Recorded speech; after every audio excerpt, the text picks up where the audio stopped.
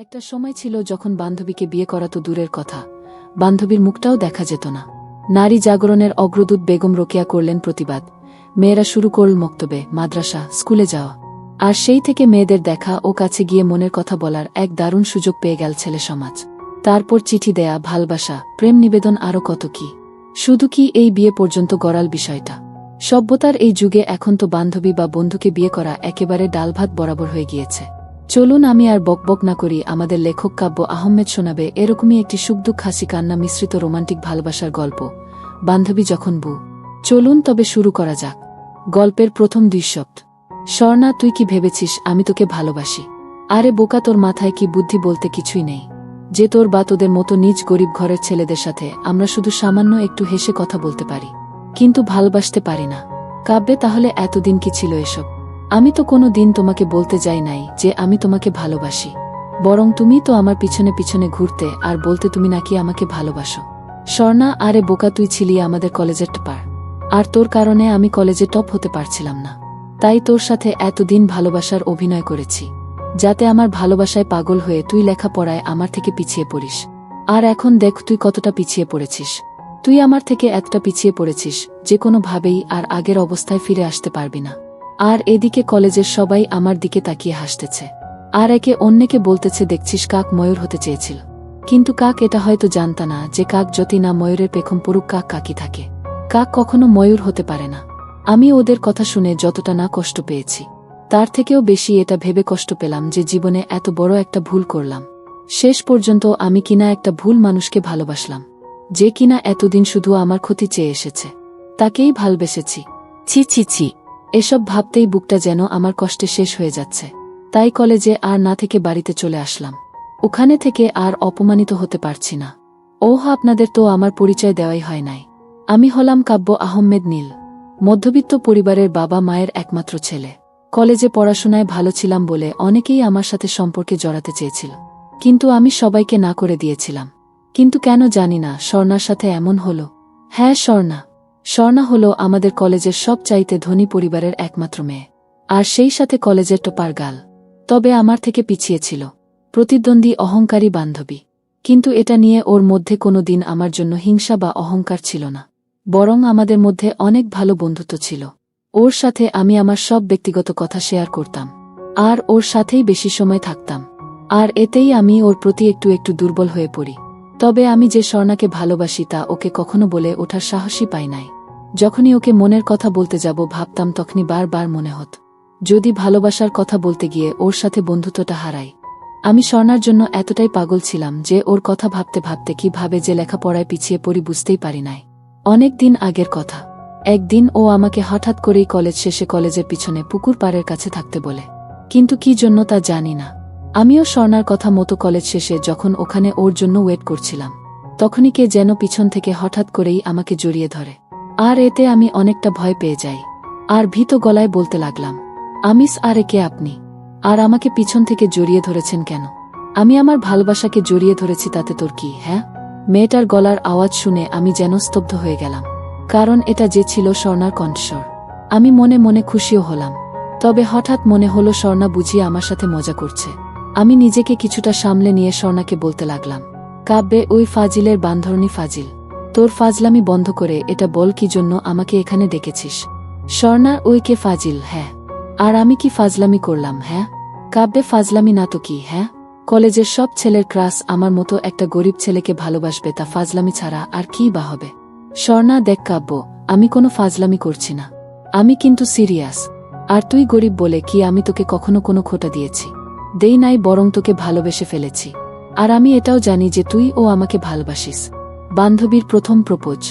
আমি হঠাৎ স্বর্ণার কথাই চমকে উঠে বলি, কাব্যে, কি বলছিস তুই এসব? আমি কেন তোকে ভালোবাসতে যাব? আমি তো তোকে শুধু। স্বর্ণা, থাক থাক, আর মিথ্যা বলে লাভ নেই চাঁদ। আমি সব জানি তুই আমাকে ভালোবাসিস, আর হয়তো এটা ভাবছিস এসব আমি কি করে জানলাম। তাহলে শোনো, তুই একদিন আমাকে বলেছিলি যে তুই তোর মনের সব অব্যক্ত কথা তুই তোর এই ডায়েরিতে লিখিস, আর আমি সেখান থেকেই জানতে পেরেছি। তাই তোর না বলার কোনো মানেই দেখি না। আর একটা কথা মনে রাখিস, ভালোবাসা কখনো টাকা পয়সা, ধনী গরিব থেকে আসে না। এটা আসে মানুষের সুন্দর একটা মন থেকে, আর সেই মন থেকেই আমি তোকে ভালোবাসি। বলেই আবার আমাকে জড়িয়ে ধরে। আমি কি আর বলবো ভেবে পাচ্ছি না। একে তো আমিও ওকে ভালোবাসি, আর এতদিন ওকে হারানোর ভয় ছিল। কিন্তু ও যখন আমাকে ভালোবাসে তখন কি লাভ ওকে ফিরিয়ে দিয়ে। তাই আমিও ওকে ভালোবাসি। আর এভাবেই শুরু হয় আমাদের ভালোবাসার রঙিন দিন। ওর সাথে সম্পর্কে জড়ানোর পর থেকে আমি সব কিছুতেই পিছিয়ে পড়ি। আর এতটাই পিছিয়ে পড়ি যে যেখান থেকে পূর্বের অবস্থায় ফিরে যেতে অনেক সময়ের প্রয়োজন, কিন্তু হাতে বেশি সময় নেই। তবুও অনেক কষ্টে নিজেকে কিছুটা গুছিয়ে নেই।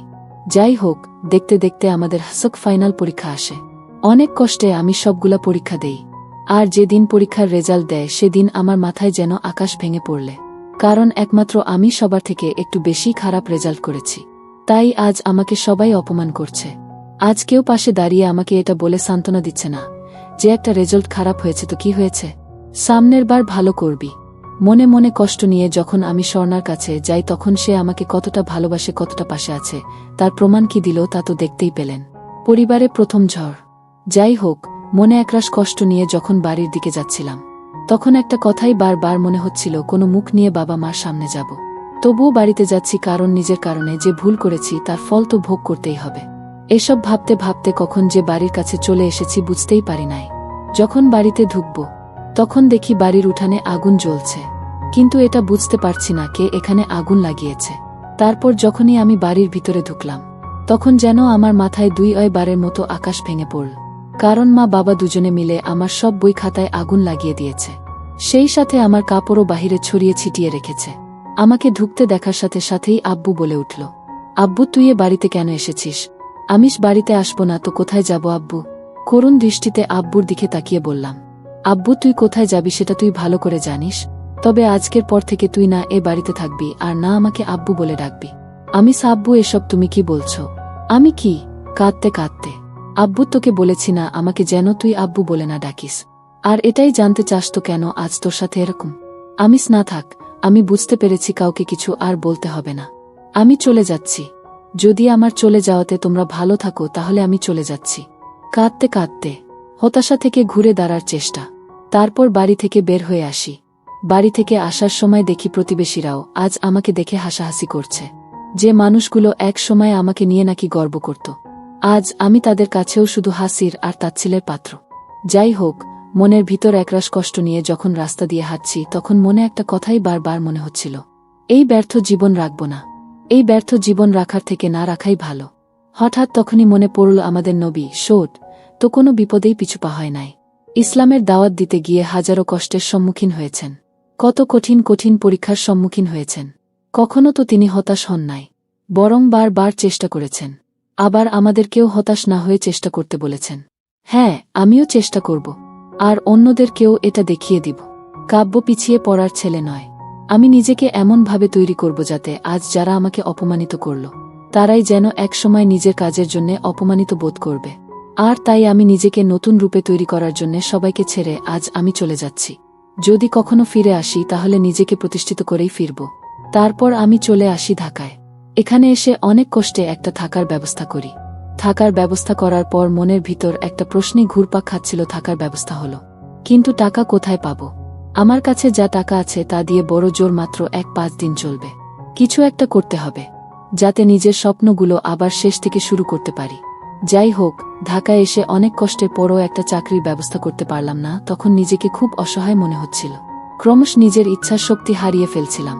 প্রতিটা মুহূর্ত শুধু এটাই মনে হচ্ছিল, আমি নিজেকে কি আবার প্রতিষ্ঠিত করতে পারব, নাকি আমার স্বপ্নগুলো বালির বাঁধের মতো ভেঙে যাবে।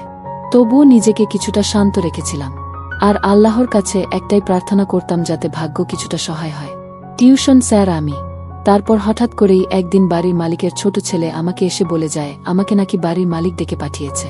মনের মধ্যে একটা অজানা ভয় কাজ করছে। জানি না কাজ জোগাড় করতে পারছি না বলে আবার বাড়ি থেকে বের করে দিবে না। এরকম হাজার চিন্তা মনের মধ্যে ঘুরপাক খাচ্ছিল। যখন আমি বাড়িওয়ালার বাড়িতে যেয়ে বাড়ির কলিং বেল বাজতেই বাড়িওয়ালার বউ দরজা খুলেই বলতে লাগল, আন্টিস, ওহ বাবা তুমি আসো, ভিতরে আসো। তারপর আন্টির সাথে তাদের বাড়ির ভিতরে যাই। আন্টিস, আরে বাবা দাঁড়িয়ে আছো কেন, চেয়ারে বসো। একটা চেয়ার এগিয়ে দিয়ে আমিস, না না আন্টি এভাবেই ঠিক আছে। বলছিলাম কি আন্টি আঙ্কেল কি বাড়িতে আছে? আন্টিস, না তোমার চাচা তো বাড়িতে নেই, তবে আমাকে বলে গেছে যে। আমিস, কি বলে গেছে আন্টি? চিন্তিত হয়ে, আন্টিস সে রকম কিছু না, তবুও কেমন জানি একটু সংকোচ লাগছে। যাই হোক, বলছিলাম কি বাবা, তুমি তো বিজ্ঞানের ছাত্র, আর এখন বসেও আছো।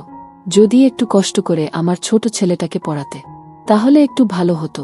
আন্টির কথা শুনে আমার দেহে যেন প্রাণ ফিরে এল। সেই সাথে খুশিও হলাম, কারণ ওনার ছেলেকে পড়ালে আমার হাতেও কিছু টাকা আসবে। আন্টিস, কি ভাবছো বাবা তুমি? তোমাকে কিছু ভাবতে হবে না। আমিস কিছু না আন্টি, তা কখন থেকে পড়াতে আসবো তাই ভাবছিলাম। আন্টিস, তোমার যখন সময় হবে তখন আসবে। আমিস, ঠিক আছে আন্টি, সন্ধ্যা 7টায় পড়াতে আসব। তারপর আমি ওখান থেকে চলে আসি, আর রাত্রে হালকা কিছু খাবার খেয়ে ঘুমিয়ে পড়লাম। পরের দিন ঘুম থেকে উঠে ফ্রেশ হয়েই কাজের উদ্দেশ্যে বের হই। আজকেও অনেক কষ্টে যখন কাজ পেলাম না, তখন হতাশ হয়েই সন্ধ্যার সময় বাড়ির দিকে আসছিলাম। তখনই দেখি একটা লোক চলবে রোমান্টিক প্রেমের গল্প, বান্ধবী যখন বউ, পর্ব 2। গত পর্বে আমরা দেখেছি কিভাবে কাব্য তার বান্ধবীর কাছে ধোঁকার শিকার হয়। মিথ্যে ভালোবাসায় ডুবে মন ও পরীক্ষার রেজাল্ট দুটোই খারাপ হয় তার। বাসায় অনেক ধমক আর অত্যাচারিত হয়েও সে ঘুরে দাঁড়ানোর চেষ্টা করে। শুরু করে নিজের চলার রাস্তা, টিউশনি করে নিজের দায়িত্ব সে নিতে চায়। চলুন আজ দেখি কি হয়। মানব ধর্ম পালন। তারপর আমি ওখান থেকে চলে আসি, আর রাত্রে হালকা কিছু খাবার খেয়ে ঘুমিয়ে পড়লাম। পরের দিন ঘুম থেকে উঠে ফ্রেশ হয়েই কাজের উদ্দেশ্যে বের হলাম। কিন্তু আজকেও যখন কোনো কাজ না পেয়ে হতাশ হয়েই সন্ধ্যার সময় বাড়ির দিকে আসছিলাম, তখনই দেখি একটা লোক রক্তাক্ত অবস্থায় রাস্তার পাশে পড়ে আছে। তাকে এ অবস্থায় দেখে আমি অনেকটাই ভয় পেয়ে যাই। এজন্য আমি দ্রুত ওখান থেকে চলে যেতে ধরলাম। কিন্তু হঠাৎ করেই কেন জানিনা মনে একটা কথাই ভেসে উঠল, যদি লোকটা বেঁচে থাকে তাহলে তো লোকটাকে হাসপাতালে নিলে বাঁচতে পারে। কিন্তু আবার ভাবলাম যদি পুলিশ কেস হয়, আর যদি পুলিশ আমাকেই তার এ অবস্থার জন্য দায়ী করে, তবুও আমার মন আর বিবেক একটা কথাই শুধু বলছিল, মানুষের উপকার করাই মানুষের ধর্ম। এজন্য আমি আর 7-5 না ভেবেই একটা অটো ডেকে লোকটাকে নিয়ে হাসপাতালে চলে যাই। ওখানে নিয়ে যাওয়ার সাথে সাথেই দেখলাম ডাক্তাররা ওনাকে দ্রুত অপারেশন থিয়েটারে নিয়ে যায়। আর এতে আমি একটু অবাকও হলাম, কেননা সাধারণত এরকম কোনো রক্তাক্ত লোককে যদি হাসপাতালে নিয়ে যাওয়া হয় তাহলে ডাক্তাররা বলে আগে পুলিশের পারমিশন নিয়ে আস, আরও কত কি। যাই হোক, ওনাকে ওটিতে নিয়ে যাওয়ার কিছুক্ষণ পরে দেখলাম মুহূর্তে হাসপাতালের চারপাশে পুলিশ ঘেরাও করে রেখেছে, যেন মনে হচ্ছে ভিতরে কোনো সন্ত্রাসী আছে, আর তাকে যেন ধরতে আসছে। পুলিশের একজন অফিসার দেখলাম ডাক্তারদের সাথে কি বিষয় নিয়ে যেন কথা বলছিলেন, আর ডাক্তাররা হাতের ইশার করে আমার দিকে কি যেন দেখিয়ে দিল। আর এতেই পুলিশ অফিসার তাকে আর কিছু না বলেই আমার দিকে ক্ষুধার্ত বাঘের মতো আসছে। আমি ওনার চোখ মুখ দেখে কেমন যেন ভয় লাগছে। বারবার মনে হচ্ছে এই বুঝি আমাকে বলে বাবু মামা বাড়ি চল। পুলিশের সাথে কাঁপতে অফিসার আমার কাছে এসেই বলতে লাগল, অফিসার এই ছেলে তোমার নাম কি? খুব শান্তভাবে, আমি স্যার, আমি কাব্য আহমেদ। অফিসার, তা তুমি স্যারকে কিভাবে চেন? কাব্যে, স্যার আপনার কথা ঠিক বুঝলাম না, আমি আপনাদের কোনো স্যারকে তো চিনি না। অফিসার, সরি স্যার, বলতে আমি বোঝাতে চেয়েছিলাম যে প্রিন্সিপাল স্যার মানে যাকে তুমি হাসপাতালে নিয়ে এসেছো তাকে কি তুমি কোনো ভাবে চেন? কাব্যে, না স্যার, ওনাকে তো আমি চিনি না, আমি রাস্তায় ওনাকে রক্তাক্ত অবস্থায় পড়ে থাকতে দেখে এখানে নিয়ে এসেছি। অফিসার, ও আচ্ছা, ঠিক আছে। কাব্যে, স্যার আমি কি এখন যেতে পারি? এমনিতেই অনেক দেরি হয়ে গেছে। অফিসার, না, এখন যাওয়া যাবে না, আগে স্যারের জ্ঞান ফিরুক, তারপর তাকে কিছু জিজ্ঞাসাবাদ করার পর যেতে পারবে। কাব্যে, কি ঝামেলায় পড়লাম রে বাবা, কখন যে লোকটার জ্ঞান ফেরে, আর কখন যে বাড়ি যাব। কাব্য মনে মনে বিড়বিড় করছে। অফিসার কিছু বললে? অন্যদিকে তাকিয়ে কাব্যে, কই না স্যার। হায় আল্লাহ, কিছু একটা করো। আমি বারবার আল্লাহকে ডাকছিলাম। কাব্যের সাহসিকতা। তখনই একটা নার্স এসে বলতে শুরু করল, নার্স, আপনারা চাইলে এখন স্যারের সাথে দেখা করতে পারেন। নার্সের কথা শুনে আমি এতটাই খুশি হলাম যে মন চাচ্ছে এখনই তারে একটা পাপ্পি দেই। অফিসার, ঠিক আছে, আপনি যান, আমরা ভিতরে যাচ্ছি। তারপর আমরা ভিতরে যেতেই লোকটা পুলিশ অফিসারকে উদ্দেশ্য করে বলতে শুরু করল, লোকটা, আরে বাবা ফরহাদ, তুমি এখানে? অফিসার, ফরহাদ, হ্যাঁ স্যার আমি। সালাম দিয়ে, আপনি এখন কেমন আছেন? লোকটা, আমি ভালো আছি, তুমি কেমন আছো? ধুর, কি লোকটা করছি, আসলে উনি তো একজন শিক্ষক, তাকে তো স্যার বলে ডাকা উচিত। ফরহাদ, এই তো স্যার আছি মোটামুটি। তা স্যার, আপনার এই অবস্থা কিভাবে হল? স্যার, আমিও ঠিক বলতে পারি না, আমার সাথে কি থেকে কি হয়ে গেল। সন্ধ্যায় একটু বাহিরে হাঁটতে কি বের হলাম, তখন কোথায় থেকে কিছু মুখোশ পরা ছেলে এসে আমাকে মেরে চলে যায়। যাই হোক, ওসব বাদ দাও। তা তোমার সাথে এ ছেলেটাকে একে তো ঠিক চিনলাম না।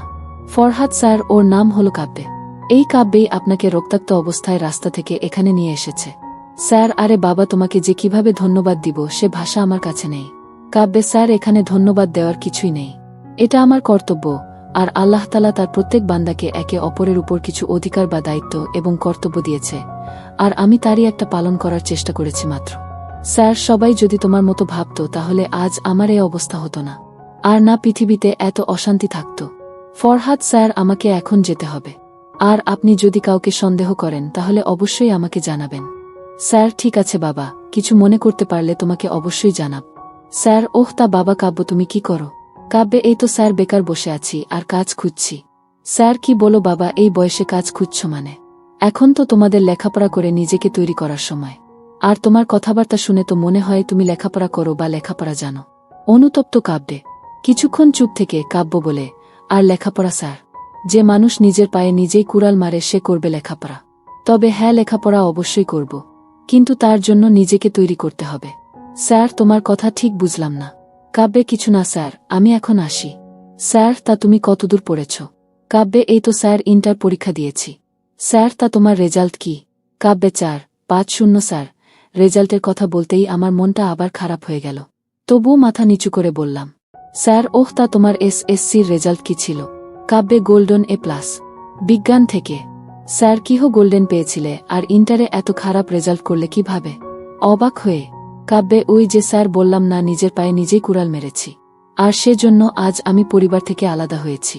যাই হোক স্যার, আমার কথা বাদ দিন, আমাকে এখন যেতে হবে, আর কালকে আবার কাজের খোঁজে বের হতে হবে। স্যার, স্যার, কি যেন ভাবছে। কাব্যে, আসি স্যার। এই বলে আমি যখনই রুম থেকে বের হতে যাব তখনই স্যার বলে উঠলেন, স্যার, তা তুমি কি আর পড়তে চাও না? পিছন ফিরে বলতে লাগলাম, কাব্যে, পড়তে তো চাই স্যার, কিন্তু পড়ব কিভাবে বলুন? সামান্য যে আমি কলেজের চয়েস দিব তার টাকাই আমার কাছে নেই, সেখানে কিভাবে অন্য কলেজে ভর্তি হব? স্যার, যদি তুমি পড়তে চাও তাহলে তোমাকে আমি আমার কলেজে ভর্তি করাতে পারি। কাব্যে, স্যার করুণা করছেন নাকি? আমি আপনার জীবন বাঁচিয়েছি বলে তার প্রতিদান হিসাবে আমাকে আপনি আপনার কলেজে ভর্তি করানোর কথা ভাবছেন? স্যার, যদি এটা ভেবে থাকেন তাহলে ভুল ভাবছেন। আমি কখনো অন্যের উপকার করে তার থেকে সেই উপকারের প্রতিদান নেই না। আর যদি করুণা করার কথা ভাবেন তাহলে তো আমি কোনো দিনও আপনার সেই করুণার ভার নিতে পারব না। আসি স্যার, আর আমার কথায় যদি মনে কষ্ট পেয়ে থাকেন তাহলে মাফ করবেন, দুঃখিত। স্যার, তুমি ভুল ভাবছ বাবা, আমি তোমাকে করুণা বা তুমি আমাকে যে উপকার করেছ তার প্রতিদান দিতে চাচ্ছি না। আমি তোমার কথা শুনে বুঝতে পারছি তোমার মনের ভিতর খুব বড় একটা কষ্ট লুকিয়ে রয়েছে, যার কারণেই হয়তো তুমি পরীক্ষার খারাপ রেজাল্ট করেছ। আর হয়তো তুমি ভাবছ আমি আমার উপকারের প্রতিদান দেওয়ার জন্য তোমাকে আমি আমার কলেজে ভর্তি করাতে চাচ্ছি, কিন্তু তাও না। আমি তোমার ভিতর কিছু একটা করার ইচ্ছার যে প্রবণতা আছে তা দেখতে পাচ্ছি, বিধায় আমি ভাবলাম তোমাকে আমার কলেজে ভর্তি করাবো। এখন ভেবে দেখো তুমি তোমার লক্ষ্যতে এগিয়ে যেতে চাও নাকি বাকি সব দুর্বলদের মতো পিছিয়ে পড়তে চাও? স্যারের এসব কোনো কথাই আমার মাথা বা মনকে ছুতে পারল না, কিন্তু একটা শব্দ, দুর্বল, হঠাৎ এই শব্দটা কেমন যেন রাগ আর জেদ ধরিয়ে দিল। কাব্যের নিঃশব্দ আর্তনাদ। আমার কেন যেন চিৎকার করে বলতে ইচ্ছা করছে, আমি দুর্বল নেই, দুর্বল নেই। তখন মনের ভিতর একটা কথাই উকি দিল, প্রত্যেক মানুষ তার ভুল শুধরানোর একটা সুযোগ পায়, আর আমি যখন একটা সুযোগ পেয়েছি তখন এটা হাত ছাড়া করা আমার জন্য একটা বোকামি। কিন্তু আমি কি কারো করুণা নিচ্ছি? স্যার, কি হলো বাবা, এত কি ভাবছ? কাব্যে, কিছু না স্যার। স্যারের কথায় আমার ভাবনার ছেদ ঘটল। ভাবছিলাম আমি আপনার কলেজে ভর্তি হব, তবে আমার একটা শর্ত আছে। স্যার, কি শর্ত? কাব্যে, আমার শর্ত এটাই যে আমি আপনার কলেজে ভর্তি হব, তবে ভর্তির টাকা আমি আপনাকে দিয়ে দিব। স্যার, ও এই কথা? আচ্ছা, তোমার যা ইচ্ছা। আগামীকাল তুমি কলেজে যাবে, আর আমি কলেজে তোমার কথা ফোন করে বলে দিব। কাব্যে, আচ্ছা ঠিক আছে, ধন্যবাদ স্যার। স্যার, এখানে ধন্যবাদ দেওয়ার মতো আমি কিছুই করি নাই, আর তুমি তো বললে মানুষ হয়ে মানুষের উপকার করাই ধর্ম। কাব্যে, তবু স্যার, আপনি হয়তো জানেন না আজ আমার মাথা থেকে কত বড় একটা চিন্তার বোঝা নেমে গেল। যাই হোক স্যার, আমি এখন আসি। স্যার, ঠিক আছে, সাবধানে যাও। ছেলেটার সাথে মনে হয় আমার মতোই কিছু একটা হয়েছে, তা না হলে যত খারাপ রেজাল্টই করুক না কেন কোনো বাবা মাই তাদের সন্তানকে নিজেদের থেকে দূরে ঠেলে দেয় না। বলেই একটা দীর্ঘশ্বাস ফেললেন। মনে মনে কথাগুলো ভাবল, স্যার, আজ আমার খুব খুশি লাগছে। আজ যদিও একটা কাজও পেলাম না, তবে আল্লাহ তাআলা আমাকে আজ যা দিয়েছেন তা আমার কাছে এতটাই দামি যা বলার মতো না। যাই হোক, অনেক রাত হয়েছে, তাই আর কোনো কিছু না খেয়েই ঘুমিয়ে পড়লাম। পরের দিন সকালে ঘুম থেকে উঠে ফ্রেশ হয়ে 2টো বিস্কিট খেয়ে কলেজের সব কাগজ নিয়েই কলেজের দিকে একটু তাড়াতাড়ি বের হয়ে গেলাম। এখন কি করব বলেন তো? আর আমি বাবার হোটেলে থাকি না, এখন নিজেকেই নিজের জন্য সব করতে হয়। First day Ed college. যাই হোক, প্রায় আধা ঘন্টা পর আমি স্যার যে কলেজের প্রিন্সিপাল সেই কলেজে পৌঁছে যাই। কলেজের ভিতর যাওয়ার সাথে সাথেই দেখি কলেজের ছেলে মেয়েরা আমার দিকে অবাক হয়ে তাকিয়ে আছে, আবার কেউ কেউ আমার দিকে তাকিয়ে হাসছে, হয়তো আমার পোশাক দেখে। আমি সেদিকে খেয়াল না দিয়ে কলেজের অফিস রুমের দিকে যেতেই হঠাৎ করেই কিছু একটার সাথে ধাক্কা খেয়ে পড়ে গেলাম। আর এদিকে পুরো কলেজে হাসির রোল পড়ে গেল। হে আল্লাহ, আমি কি কোনো পিলারের সাথে ধাক্কা খেলাম নাকি? কিন্তু পিলারের সাথে ধাক্কা খেলে তো আমার ব্যথা পাওয়ার কথা, তাহলে আমি শুধু মাটিতে পড়ে গেলাম কিন্তু ব্যথা পেলাম না কেন? ব্যাপারটা কি? তাই মাটি থেকে উঠতে উঠতে সামনে তাকাতেই দেখি একটা মেয়ে। শুধু মেয়ে বললে ভুল হবে, যেন একটা নীল পরী। আমার সামনে রাগী লুক নিয়ে দাঁড়িয়ে আছে। তার আমার দিকে তাকিয়ে থাকা দেখে মনে হচ্ছে আমাকে যেন চিবিয়ে খাবে। তাই পরিস্থিতি সামলে নিতে আমি মাথা নিচু করে সরি বলতেই ঠাস ঠাস। বুঝতে পারলেন না মেয়েটা আমাকে চোর মেরেছে। আর এত জোরেই চোর মেরেছে যে মনে হচ্ছে আমার সব কয়টা দাঁত বের হয়ে যাবে। চোরে মেরেই বলতে লাগল, মেয়েটার কোথা থেকে যে এসব খ্যাত লুচ্চা ছেলে আমাদের কলেজে আসে আল্লাহই জানে। কাব্যে দেখুন আপু, আমি ইচ্ছা করে। মেয়েটা ওই খ্যাতের বাচ্চা খ্যাত, এটাই বলতে চাচ্ছিস? তুই ইচ্ছা করে আমার সাথে ধাক্কা খাস নাই? তোদের মতো ছেলেদের আমার খুব ভালো করেই চেনা আছে। আমাদের মতো বড় ঘরের সুন্দরী মেয়ে দেখলেই ধাক্কা খেতে মন চায় না। এরকম আরও অনেক বাজে কথা বলে সে চলে যায়। আর আমি মাথা নিচু করে সব সহ্য করে নিলাম। আমি চাইলেই মেয়েটার প্রত্যেকটা কথার জবাব দিতে পারতাম, কিন্তু না, আমি তা করলাম না। কারণ আমি আমার জীবনে মেয়েদের সাথে কোনো সমস্যা বা কোনো সম্পর্কে জড়াতে চাই না। যাই হোক, তারপর আমি অফিস রুমে গিয়ে এক স্যারের কাছ থেকে সহকারী প্রিন্সিপালের রুমের ঠিকানা নিয়ে প্রিন্সিপালের রুমের কাছে গিয়ে দরজায় নক করতেই প্রিন্সিপাল কামিন। কাব্যে ধন্যবাদ স্যার। সালাম দিলাম। প্রিন্সিপাল, তোমাকে তো চিনতে পারলাম না। কাব্যে স্যার, আমাকে প্রিন্সিপাল স্যার পাঠিয়েছেন। প্রিন্সিপাল, ওহ, তুমি তাহলে সেই কাব্যে। গতকাল রাতে স্যার আমাকে সব বলে দিয়েছেন। আর আমি সব কিছু প্রায় ঠিক করে রেখেছি। তা তুমি কি তোমার সব কাগজপত্র নিয়ে এসেছ? কাব্যে হ্যাঁ স্যার, নিয়ে এসেছি। মাথা নিচু করে বললাম, এই নিন। তারপর স্যার আমার সব কাগজ নিয়ে বলতে লাগলেন, প্রিন্সিপাল, তুমি আগামীকাল থেকে কলেজে আসতে পারো, আর তোমার রোল হল। তারপর আমি স্যারকে আবার সালাম দিয়ে মাথা নিচু করে কলেজের বাহিরে চলে আসি। কলেজ থেকে বাড়িতে ফিরে চলবে।